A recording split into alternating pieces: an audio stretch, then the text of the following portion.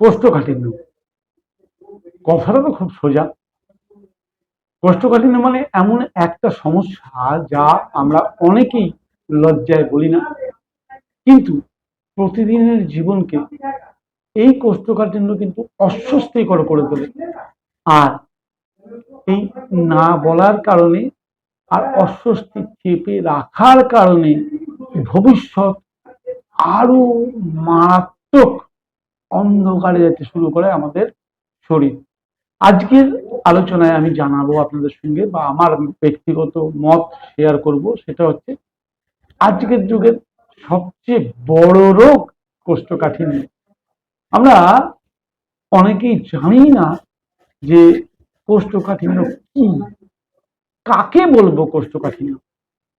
আয়ুর্বেদ একরকম কথা বলে, বিজ্ঞান আর এক রকম কথা বলে। এই কোষ্ঠকাঠিন্য অবহেলা করলে ভবিষ্যতে কি বিপদ হয়, কেন কোষ্ঠকাঠিন্য হয়, আর সত্যি কি এর থেকে মুক্তি সম্ভব, কি করলে আমরা কোষ্ঠকাঠিন্য থেকে মুক্তি পাবো, এই এতগুলো বিষয় নিয়ে আজকের আপনাদের কাছে স্বাস্থ্য সমৃদ্ধির পক্ষ থেকে নিবেদন। আপনারা সঙ্গে থাকুন পুরো ভিডিওটা। যারা কোষ্ঠকাঠিন্যে ভুগছেন, আমাকে বহু লোক ফোন করেন যারা কোষ্ঠকাঠিন্যের সমস্যায় ভুগছেন, তারা কি করলে মুক্তি পাবেন সেটা জানতে গেলে পুরো ভিডিওটা দেখতে হবে এবং আগে বুঝতে হবে রোগের শুরুটা কোথা থেকে হচ্ছে। কারণ রোগ, আমার ধারণা যে রোগ সৃষ্টি আমি নিজে করি, আমার নিজের এই যন্ত্রটা চালানোর সঠিক পদ্ধতি আমরা জানি না। আমরা যেদিন এই যন্ত্র চালানোর সঠিক পদ্ধতি শিখে যাব, তখন এই ভগবানের তৈরি শরীর নামক যন্ত্রটা কখনোই খারাপ হওয়ার মতো কন্ডিশনে ভগবান বানায়নি। আমরা তার নিয়মে চললে আমাদের কখনো কোনো সমস্যা আসবে না। আর কনস্টিপেশন এ তো বড় রোগের আগাম ছোট সংকেত। কনস্টিপেশন রোগটা যারা ভুগছেন তারা মনে করেন বিশাল বড় রোগ, কিন্তু এই রোগটা খুবই ছোট রোগ, কিন্তু ভবিষ্যতে বড় রোগের ছোট সংকেত। তাহলে চলুন শুরু করা যাক। আজকে কনস্টিপেশন কি, বা কোষ্ঠকাঠিন্য কি, কেন হয়, অবহেলা করলে ভবিষ্যতে কি বিপদ হতে পারে, আর পুরোপুরি মুক্তির উপায় কি কি। ভিডিওটা শেষ পর্যন্ত দেখলে সমস্যার আসল কারণটা কিন্তু আমরা সবাই বুঝে যাব। তাহলে শুরু করি। কোষ্ঠকাঠিন্য কি? বিজ্ঞানের ভাষায় যখন মল শক্ত হয়ে যায়, 3 দিন বা তার বেশিও পায়খানা হয় না, তখন বা পায়খানার সময় প্রচন্ড চাপ দিতে হয়, মল সম্পূর্ণ বেরোয়নি মনে হয়, মানে মলটা করার পরেও মনে হচ্ছে আর একটু হলে ভালো, তাকে বলা হয় কোষ্ঠকাঠিন্য। আয়ুর্বেদ কি বলছে? আয়ুর্বেদ বলছে শরীরে বাতদোষ বৃদ্ধি হলে অন্ত্রে শুষ্কতা বাড়ে, আর শুষ্কতা বাড়লে আপান বায়ুর গতি ব্যাহত হয়, ফলে অগ্নি দুর্বল হয়, জঠরাগ্নি দুর্বল হয়, একে বলা হয় মন্দাগ্নি। ফল মল কঠিন হয়ে যায়, যা বের হতে চায়। দুটোর বক্তব্য কিন্তু এক, কিন্তু আধুনিক বিজ্ঞান রোগকে নিয়ে কথা বলছে, আর বৈদিক জ্ঞান রোগের কারণকে নিয়ে কথা বলছে। এই জায়গাটা বুঝুন। আচ্ছা, এই কনস্টিপেশন শুরু হয় কোন কোন কারণে? কোষ্ঠকাঠিন্যের মূল কারণগুলো কিন্তু খুব সাধারণ, কিন্তু আমরা অনেক সময় এগুলো খেয়াল করি না। সবার প্রথম কনস্টিপেশনের যেটা কমন কারণ, সেটা হচ্ছে জল কম খাওয়া বা জল সঠিকভাবে না খাওয়া। শরীরে জলের অভাব যদি হয় তাহলে মল শুকিয়ে যাবে, আর শুকিয়ে গেলেই শক্ত হয়ে যাবে। দ্বিতীয়ত, ফাইবার কম খাওয়া, চাল, রুটি, ভাজা, fast food, process food, cook food আমরা সবসময় খাই, কিন্তু শরীর চলতে যেটা লাগে র ফর্মে, কাঁচা ফর্মে সবজি, ফল, যেগুলো অন্ত্রের গতিকে বাড়াতে সাহায্য করে, এই ধরনের খাবার আমরা খাই না। তাই তো আজকাল স্বাস্থ্য সমৃদ্ধি চ্যানেল থেকে বারবার বলা হয় 50-50 করুন, অর্থাৎ 50% দেহের প্রয়োজনে খাবার খান, 50% স্বাদের প্রয়োজনে খাবার খান। দেখুন আপনি ভালো থাকবেন। দীর্ঘ সময় বসে থাকা, শরীরের মুভমেন্ট না করা, অ্যাক্টিভিটি না করা, এগুলো কিন্তু হজম শক্তি কমে যাওয়ার সবচেয়ে বড় কারণ। দুধ, পনির, ময়দাযুক্ত খাবার, fast food, junk food, process food, এগুলো কিন্তু মলকে শক্ত করে দেয়। আর একটা কোষ্ঠকাঠিন্য আসার বড় কারণ, সকালে মলকে চেপে রাখা। সকালবেলা, ভোরবেলা ব্রাহ্ম মুহূর্তে, সেই সময় আমাদের মলত্যাগ করলে মল থাকে নরম, কিন্তু কোনো কাজের চাপে বা কোনো কারণে আমি আজকে হয়তো পায়খানা যাওয়ার সময় পায়খানা যেতে পারলাম না, আমি আমার কাজে বেরিয়ে গেলাম, পরিণতি স্বরূপ কিন্তু পরে যখন মলত্যাগ করব তখন কিন্তু সেই মলটি শক্ত হয়ে যাবে। নেচারের যে ডাক, সেই ডাককে যদি আমরা ইগনোর করি তাহলে সিগন্যাল কমে গেল, ফলে কোষ্ঠকাঠিন্য কিন্তু বেড়ে যাবে। এরপরে আসবে স্ট্রেস বা মানসিক চাপ। ফলে কি হচ্ছে, স্নায়ুর টান বাড়ে, আর স্নায়ুর টান বাড়লে আপান বায়ু দুর্বল হয়। আপার বায়ু দুর্বল হলো মানে আপনার ডাইজেস্টিভ ফায়ার দুর্বল হলো। ডাইজেস্টিভ ফায়ার দুর্বল হলো মানে আপনার প্যারিস্টালসিস মুভমেন্ট স্লো হয়ে গেল। আর যে স্লো হলো, বেশিক্ষণ ধরে যাওয়ার ফলে জল শোষিত হয়ে পায়খানা শক্ত হয়ে গেল। আচ্ছা, কিছু ওষুধও আছে কিন্তু কনস্টিটিউশন বাড়াতে খুব সাহায্য করে। সেটা হচ্ছে পেন কিলার, আয়রন জাতীয় ওষুধ, অ্যান্টাসিড অত্যাধিক খাওয়া, অ্যালার্জির ওষুধ, এগুলো কিন্তু মল শক্ত করে দেয়। এবার কোষ্ঠকাঠিন্য অবহেলা করলে ভবিষ্যতে কি হতে পারে সেটা একবার আলোচনা করা তো দরকার।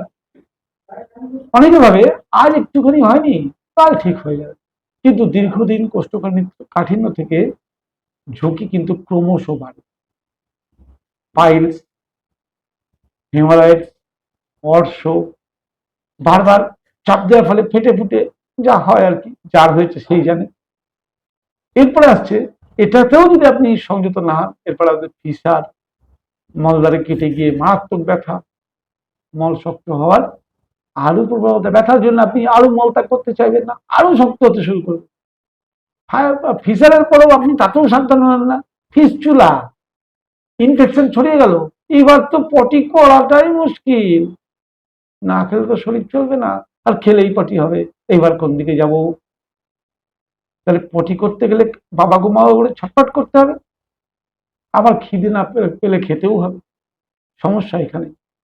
তাহলে এই যে সমস্যাগুলো এর পরেও আছে, এখনো শেষ হয়নি। অন্ত্রে টক্সিন জমে যাচ্ছে, ফলে গ্যাস, অম্বল, ডাইজেশন খারাপ, হজম শক্তি দুর্বল হয়ে পড়ছে, ফলে শরীরের র মেটেরিয়ালের অ্যাবজর্বেশন হচ্ছে না। ফলে এবার কি শুরু হলো? ত্বকের সমস্যা, ব্রণ, র্যাশ, সোরাইসিস। কারণ টক্সিন বেরোতে পারেনি, তাই তো আবার আজব কথা কিছু না। মানসিক চাপ, অত্যধিক রাগ, অস্থিরতা, অন্তর সঙ্গে মস্তিষ্কের সংযোগ, যেটা গাট ব্রেন অ্যাক্সিস আধুনিক বিজ্ঞান বলছে, সেটা নষ্ট হয়ে যায়, ফলে কনস্টিপেশন বাড়ে। আচ্ছা, এবার আমরা বলবো প্রতিকার, যেটা নিয়ে আপনি এতক্ষণ বসে আছেন প্রতিকারটা শোনার জন্য। প্রতিকার আমরা খুব সহজেই করতে পারি। প্রতিদিন নিয়ম করে জল খাওয়ার কথা মাথায় রাখতে হবে। সকালবেলা ঘুম থেকে উঠেই আগে বেশি করে ঈষদ উষ্ণ জল, তারপরে যতবার খাবার খাবেন, খাবার খাওয়ার আধ ঘন্টা আগে জল খাবেন, খাবার খাওয়ার পরে 1.5 ঘন্টা পরে জল খাবেন। আর যখনই জল খাবেন, সিপ সিপ করে অল্প অল্প করে শরীর যতটা চাইছে ততটা জল খাবেন। ইউরিনের কালার, মুখের লালা, এগুলোর প্রতি খেয়াল রেখে যদি দেখেন মুখের লালা ঘন হয়ে যাচ্ছে, মনটা বলছে যে জল খাই, সঙ্গে সঙ্গে শরীরের সিগন্যালকে সম্মান দিয়ে জল খাবেন। এমন কোনো নিয়ম নেই যে 8 গ্লাস 10 গ্লাস খেতেই হবে। আপনি যদি র ফুড বেশি খান, আপনার জল কম খেতে হবে। আর যদি র ফুড না খান, ড্রাই ফুড খান, জল বেশি খেতে হবে। কি কতটা জল খাবেন সেটা আপনাকেই ঠিক করে নিতে হবে। কারণ সমস্ত মানুষের সিস্টেম সম্পূর্ণ আলাদা। কার শরীরে কতটা জল লাগবে আন্দাজে কিচ্ছু বলা যায় না। শুধু শরীরের সিগন্যাল যদি আমি চিনে নিতে পারি, তাহলে আমি বলতে পারবো আমার শরীরে কত জল লাগবে। এটা মাথায় রাখবেন। রাতে শোয়ার আগে 1 গ্লাস ঈষদ উষ্ণ গরম জল অবশ্যই খেয়ে শুন, কনস্টিপেশন কম থাকবে। খাবারে সেই স্বাস্থ্য সমৃদ্ধির এক কথা, 50% কাঁচা স্যালাড বা সবজি খান, আর 25% প্রোটিন নিন, 25% ভাত রুটি নিন। কিন্তু মনে রাখবেন, টোটাল খাবারের 50% কিন্তু র ফুড, কাঁচা খাবার। যদি কাঁচা খেতে খুব অসুবিধা হয়, বয়েল খেতে পারেন বা রান্নার তরকারি খেতে পারেন, কিন্তু ফাইবার বেশি করে খেতে হবে, এটা যেন মাথায় থাকে। ফাইবার বাড়াতেই হবে প্রতিদিন। লাউ, পুঁই শাক, বরবটি, পালং, কলা, আপেল, পেঁপে, ওটস, বিট, গাজর, এরকম ধরনের যা কাঁচা খাওয়া যায় বা যা আপনি ভালো খান, ফাইবার সবজি রান্না করে বা কাঁচা, ফাইবার বেশি করে খান। প্রতিদিন অন্তত 30 মিনিট হাঁটুন। হাঁটলে অন্ত্রের গতি বাড়ে। সকালে মল চেপে রাখবেন না। নেচার কল মানে শরীর আপনাকে বলছে এখনই বের করতে হবে, আপনাকে তখনই বের করতে হবে। শরীরের যে নেচারের কল, সেই কলটাকে আমরা যদি ইগনোর করি, পরিণতি কিন্তু শরীর আমাদের উপর রেগে যাবে। আর শরীর রেগে গেলেই কষ্ট দেবে। রাতে ভাজা বা রিচ খাবার, অত্যাধিক প্রোটিন এবং হেভি খাবার একদম খাবেন না। সূর্য ডোবার পর ম্যাক্সিমাম 1 ঘন্টার মধ্যে ডিনার শেষ করুন, আর শুতে যাওয়ার 3 ঘন্টা আগে ডিনার শেষ করুন। দেখুন আপনার কনস্টিপেশন কম থাকবে। স্ট্রেসকে কমান। ধ্যান, প্রাণায়াম, এগুলো আপান বায়ুকে শক্তিশালী করে, অর্থাৎ মলত্যাগের যে সিগন্যাল, সেই সিগন্যালটাকে শক্তিশালী করে, মল স্মুথলি ত্যাগ হয়। কোষ্ঠকাঠিন্য থেকে কিন্তু মুক্তি আদৌ কি সম্ভব?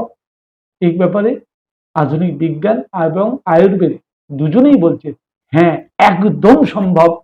90% কোষ্ঠকাঠিন্য লাইফস্টাইল পরিবর্তন করে ঠিক হয়।